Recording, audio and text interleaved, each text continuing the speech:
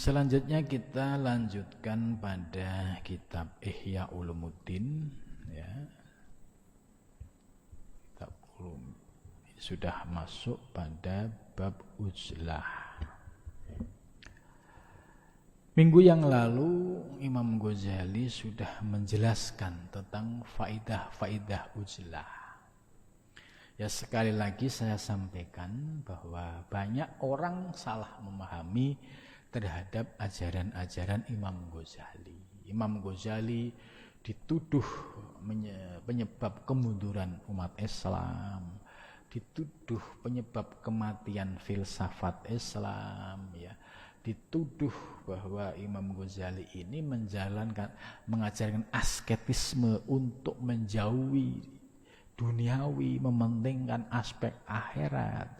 Ini juga sering dialamatkan pada Imam Ghazali. Faktanya, ya, kalau kita ngaji kitab Ihya Juz 2 ini akan terbuka bahwa Imam Ghazali menyampaikan hamparan ilmu bagi para salik yang ingin menuju Allah, ya, terkait dengan praktek uzlah atau kholwat, ya. Ini supaya memiliki referensi yang kuat. Ada ulama yang pro disebutkan oleh Imam Ghazali, yang kontra disebutkan. Manfaat uzlah juga disebutkan. Afatnya, bahayanya uzlah bagi orang yang belum siap juga disebutkan. Artinya beliau memberikan ruang yang terbuka, ya, penjelasan yang utuh bagi orang yang mau uzlah. Silahkan pahami pembahasan uzlah yang disampaikan oleh Imam Ghazali. Nah, uzlah ini dasarnya dari mana? Ya, uzlah dasarnya ya dari praktek Rasulullah SAW ketika beliau setelah menikah dengan Sayyidah Khadijah, ya, dari usia 25 sampai usia 40 tahun beliau Rasulullah itu, ya, bolak-balik ke Gua Hira. Itu kurang lebih 15 tahun. Ini yang disebut uzlah atau kholwat. Nah, tujuannya apa? Tazkiyatun nufus, menyucikan kotoran-kotoran batiniah. Dengan apa? Zikir dan riyadhah mujahadah. Inilah yang disebut ilmu thariqah. Jadi kalau di Bidayah tadi dijelaskan bahwa perlu ilmu syariat dan ilmu thariqah, ya ini. Ilmu thariqah itu ya rujukannya bagi keteladanan Nabi Muhammad di dalam praktek uzlah itu. Nah, uzlah di zaman sekarang tentu tidak harus seperti Nabi, harus ke Gua Hira. Pada zaman Nabi pernah terjadi sahabat ada yang menyampaikan pengen uzlah seperti Nabi, dilarang, ditegur, kamu enggak usah ke sana, kamu, ya, melakukan aktivitas di tengah masyarakat, ya, kemudian kamu sabar dengan kondisi yang ada di tengah masyarakat, itu pahalamu jauh lebih besar daripada kamu uzlah. Uzlahnya ini bukan untuk tujuan penyucian hati dan jiwa, tapi untuk lari dari tanggung jawab. Nah, ini tidak tepat itu. Jadi uzlah ini ya ada aturan-aturannya. Nah, 6 faedah daripada uzlah sudah disebutkan. Nah, sekarang berkaitan dengan manfaat daripada mukhalatoh. Jadi kalau uzlah, istilah uzlah itu dia menyendiri di sebuah tempat, artinya tidak bermasyarakat. Nah, itu uzlah. Nah, ini yang harus saya sampaikan, bahwa uzlah dalam praktek di thariqah itu punya aturan masing-masing. Seperti Naksabandiyah itu punya aturan uzlah atau namanya suluk atau uzlah. Namanya di thariqah itu variasi, ada yang menggunakan istilah suluk atau kholwat. Nah, itu waktunya 10 hari, ada yang 20 hari, ada yang 30 hari, ada yang 40 hari gitu. Ini di Thariqah Naqsabandiyah ini ada variasi 4. 10 hari ada, 20 hari ada, 30 hari ada, 40 hari. Tentu ini harus disesuaikan dengan kapasitas masing-masing. Kalau seorang PNS harus kerja, bagaimana mungkin dia bisa mempraktekkan 40 hari, sementara punya tanggung jawab kantor? Berarti ambillah yang 10 hari dengan tadi mengajukan cuti dan lain sebagainya. Jadi keseimbangan antara praktek syariat dan hakikat ini penting. Antara dunia dan akhirat ini penting. Ya, jangan pula ya selesai belajar kitab Ihya ini karena lihat manfaatnya ujilah itu besar, dia pengen keluar dari kerja supaya saya bisa fokus ibadah. Ini juga salah. Kalau memang dia profesinya ya, sebagai seorang pekerja profesional, ya sudah lakukan. Ya, untuk proses ke sana bertahap. Tidak bisa sekaligus. Harus membutuhkan kesiapan lahir dan batin dan kesiapan ilmu. Kalau ujilah tanpa ilmu bahaya. Kan pernah ada orang belajar ihya otodidak. Kemudian kholwat 40 hari di Gunung Sindur. Setelah 40 hari selesai karena ilmunya kurang, ya, terbawa halusinasi, merasa diangkat sebagai nabi dan rasul.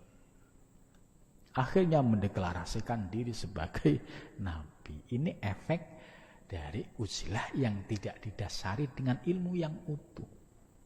Tidak didasari dengan ilmu syariat yang kokoh.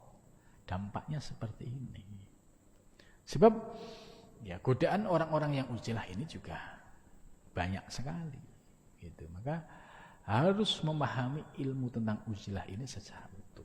Ya, jadi jelas ya, di zaman sekarang kalau misalkan kita mengikuti sebuah thariqah, itu sebuah thariqah itu ada tradisi ujilah. Namanya suluk ya, bukan ujilah.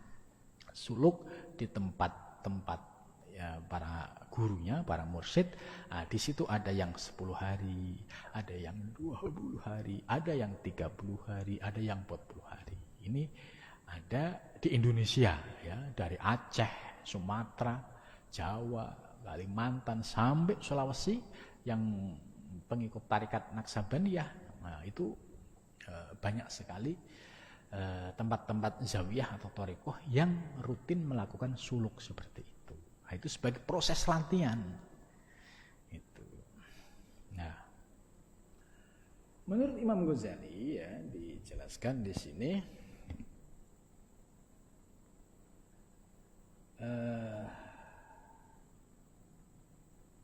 wa kullu ma, dan setiap segala sesuatu yustafadu yang dapat diambil faidah minal mukhalatoh. Mukhalatoh itu dia bercampur dengan masyarakat atau dia aktif di tengah masyarakat.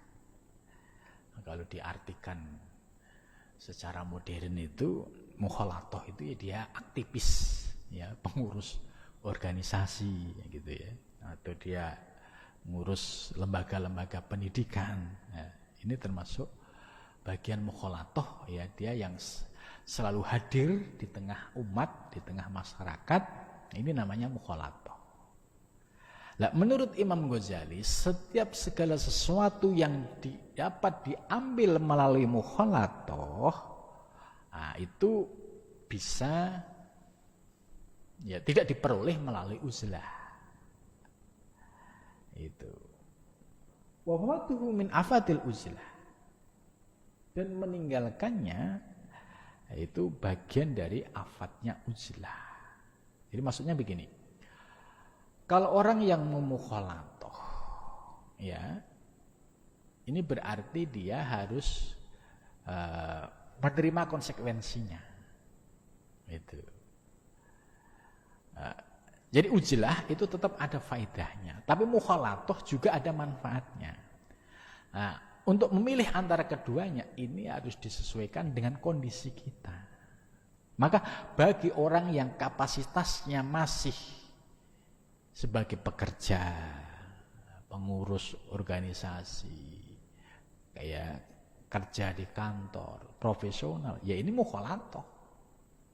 Jangan sampai posisi mukhalatoh ini dia pengen ujlah, nanti repot.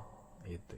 Nah, fangdur ila fawaidil mukhalatoh. Lihatlah beberapa faedah dari mukhalatoh waddawa'i ilahi. Dan hal-hal yang menarik kepadanya mahia, yaitu at-ta'lim wa ta'allum. Ya. Kesempatan untuk taklim belajar. Seperti saat ini ya, kita untuk menambah ilmu ya harus belajar, ngaji dengan guru. Kenapa ngaji dengan guru? Supaya dapat penjelasan langsung tentang ilmu yang utuh. Kalau ilmunya guru utuh, apalagi gurunya memiliki guru yang memiliki sanad keilmuan, sehingga tidak ada keraguan lagi untuk ditarik kepada pemahaman yang menyimpang. Nah, munculnya penyimpangan-penyimpangan di dalam masalah pemahaman keagamaan itu karena ada terputusnya sanad keilmuan. Kenapa? Dia tidak mendapatkan akses bagaimana guru sebelumnya mengamalkan ilmu yang sebenarnya. Karena terputus, dia membuat berimajinasi dengan pikirannya sendiri. Akhirnya muncullah penyimpangan-penyimpangan. Ini bahayanya. Jadi kalau mencari guru yang jelas, itu muridnya siapa? Gurunya siapa? Oh, pasti kalau gurunya kesananya itu jelas, nggak mungkin ada praktek penyimpangan, gitu kan? Tapi murid siapa?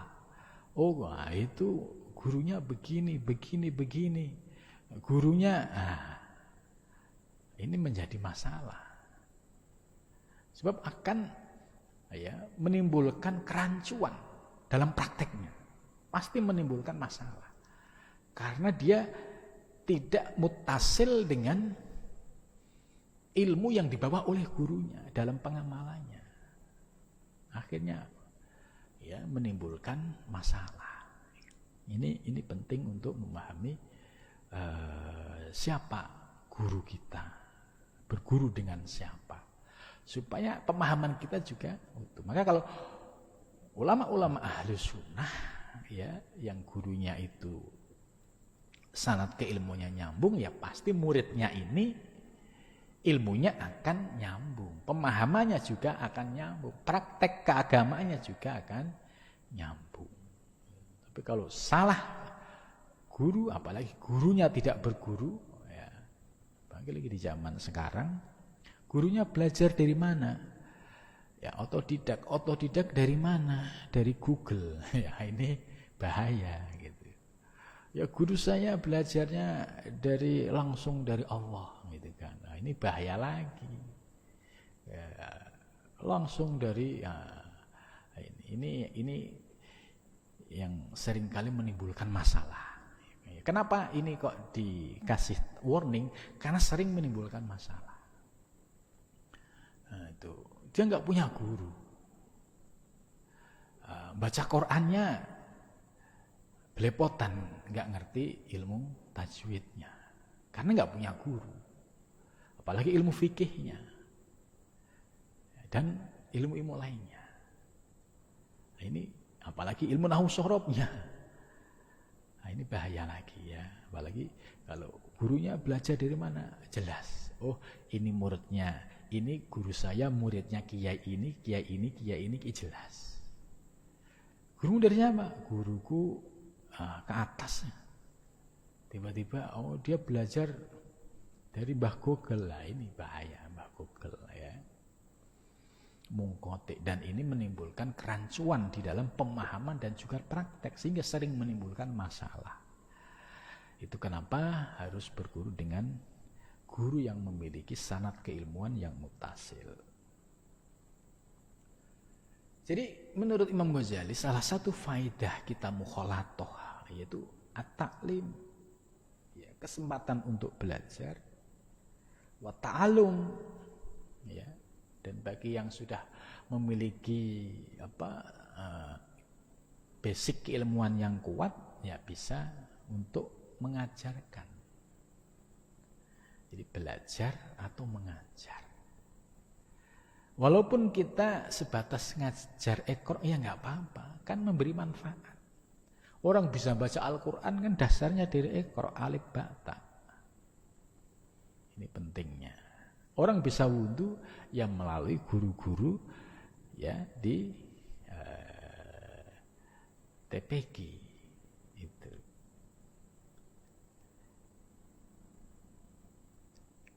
Kalau memiliki ilmu yang lebih ya bisa disampaikan. Ilmu nahwu shorof bisa diajarkan. Ilmu fikih ya perlu diajarkan. Kemudian berikutnya wan naf'u ya bisa memberikan manfaat. Oh ya, kalau saya hadir di tengah masyarakat, oh bisa memberikan manfaat. Dan intifa itu yang mencari manfaat. Jadi dia bisa memberikan manfaat dan dia juga bisa mencari manfaat. Jadi memberi manfaat dan dia juga bisa mencari manfaat kepada yang lain. Contoh misalkan ya masih ada ulama-ulama besar yang mengajarkan ilmu, kita tabarukan, kita sowan silaturahmi. Ini an-naf'u wal intifa. Kemudian berikutnya wat ta'dzib wat ta'addub. Wat ta'dzib itu kalau kita hadir mukhalatoh di tengah masyarakat, kita harus menjadi pribadi yang taat aturan. Kita hadir di tengah komunitas RT, ya ikutin aturan RT itu. Jangan sakarpe dhewe. Kita hadir di tengah komunitas RW, taati. Kita hadir di sebuah organisasi, taati aturan mainnya. Ini namanya wa ta'dzib. Gitu. Jangan sampai berorganisasi pakai ilmu hakikat. Rusak semua. Ya, enggak tertib aturan main dan enggak tertib ya aturan organisasi. Ini penting. Jadi kalau kita sudah mau mukhalatoh, ya harus mengikuti aturan ini. Wa ta'addub dan bisa menunjukkan budi pekerti, tata krama yang baik. Ya, kita hadir di tengah masyarakat, ya bisa menunjukkan tata krama yang baik, sopan santun yang baik, menghargai orang lain. Itu. Nah, ini diantara manfaatnya. Kemudian berikutnya wal istinas wal inas.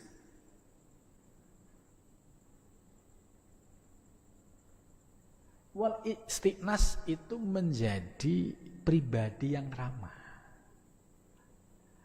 Nah, maksudnya begini, kan kadang kala orang itu kasar. Tapi setelah dikasih ilmu, akhirnya mulai tahu sopan santun. Oh, misalkan santri mondok ya di sebuah pesantren itu ada adabnya. Oh, cara beradab dengan kiai itu begini. Dengan para guru itu begini. Ini namanya wal istiqnas. Jangan sampai ya istilahnya sakarpe dhewe. Tidak mengikuti aturan yang berlaku.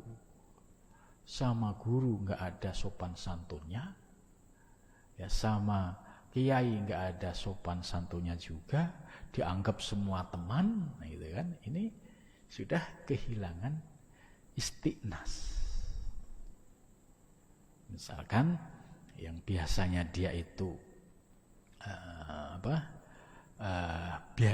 biasa bicara kasar, di sini ya di lingkungan ini tidak diperbolehkan ngomongan yang kasar contohnya. Ini bagian dari istiqnas. Sudah mulai merubah dikit sedikit dari kebiasaan-kebiasaan buruk. Suka mengumpat, gitu kan. Dikit-dikit mengumpat, ya. Dikit-dikit mencela. Akhirnya dikurangin. Ya, ini yang disebut istiqnas. Nah, istilahnya istiqnas itu ibarat kayak binatang dari liar kemudian menjadi jinak. Gitu. Kalau jinak kan nurut. Nah, sama, kita juga sama. Jangan sampai kita seperti binatang liar yang nggak ngerti aturan. Maka istiqnas ini dalam rangka yaitu sebagai pembelajaran terhadap diri kita supaya kita bisa bersikap ramah, bersikap baik, sopan santun terhadap orang lain. Wal inas itu ya dia secara otomatis karena dia sudah memiliki basic keilmuan, akhirnya dia berdampak kepada orang lain, bisa menghormati, bisa menghargai, tahu etika, tidak motong pembicaraan, tidak sok tahu. Nah, ini sudah mulai dia praktekkan dalam kehidupan sehari-hari. Wa nailus sawabi, dan memperoleh pahala. Wa inalatuhu, dan memperolehnya fil qiyami bil hukuk, yaitu ketika kita hadir melaksanakan hak-hak ya bertetangga, bermasyarakat itu. Contoh, kita diundang tetangga namanya bermasyarakat, kita hadir itu dapat pahala. Kita punya masakan yang lebih buat tetangga, ini juga peluang untuk mendapatkan pahala. Nah, inilah ajaran Imam Ghazali kepada kita. Jadi ketika hadir di tengah masyarakat, jangan tadi egois, nggak mau bermasyarakat, ya kan? Ngapain zikir, ngapain? Nah ini, nanti ujung-ujungnya itu pasti dampak dari ngaji ihya. Padahal Imam Ghazali nggak ngajarin seperti itu. Ya, Imam Ghazali ngajarin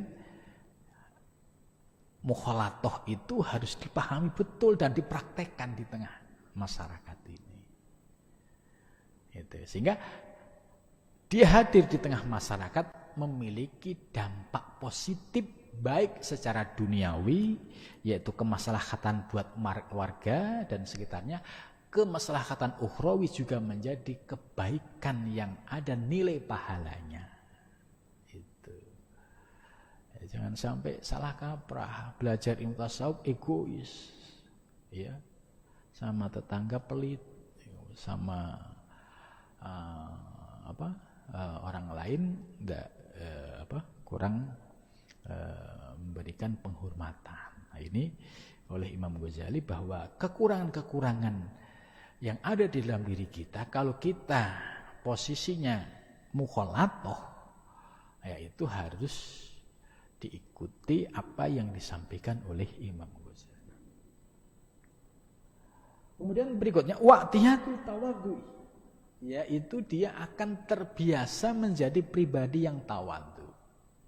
Tawadhu itu rendah hati, bukan rendah diri ya, rendah hati. Dia merasa tidak punya apa-apalah, tidak membanggakan dirinya, tidak membanggakan kekayaannya, tidak membanggakan statusnya gitu. Rendah hati, merasa ya dirinya bukan siapa-siapa, bukan apa-apa. Merasa ngomong dengan siapapun itu connect, nyambung. Karena tidak merasa siapa-siapa. Tapi beda dengan orang yang sudah memposisikan diri, ya, gua ini nggak level ngomong sama ente lah, ini sudah ada penyakit kibir, takabur. Ngomong sama si itu nggak level, itu bukan kelas saya. Itu.